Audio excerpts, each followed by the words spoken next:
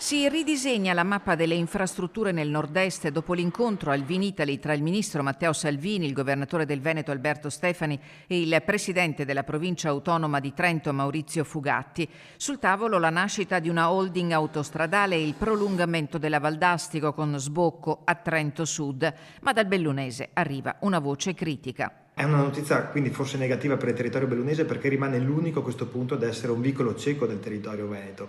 Se ne parla da tanto, da tantissimo del fatto che non ha uno sbocco a nord, del fatto che non ci sia uno sbocco verso l'Europa, ma questo ancora oggi è diventato nuovamente un tema assolutamente da discutere, ma soprattutto da cercare di portare avanti, credo. Il nodo resta la marginalità del territorio, nonostante gli investimenti sulla ferrovia e gli interventi legati alle Olimpiadi, come le varianti alla statale Alemagna. La provincia di Belluno continua a non avere un collegamento autostradale diretto, una condizione che pesa sulla mobilità quotidiana di cittadini e imprese, ma anche sul turismo. Credo che anche la prossima consigliatura della provincia debba confrontarsi su questo tema e cercare di creare un confronto costruttivo e concreto con la Regione per cercare di portare avanti delle azioni che possano nel tempo riuscire a portare a casa un risultato importante non soltanto per la parte alta della provincia ma per tutto il territorio bellunese. Una criticità che si traduce in disagi concreti, tempi di percorrenza più lunghi, difficoltà nei collegamenti con le aree produttive e minore attrattività del territorio.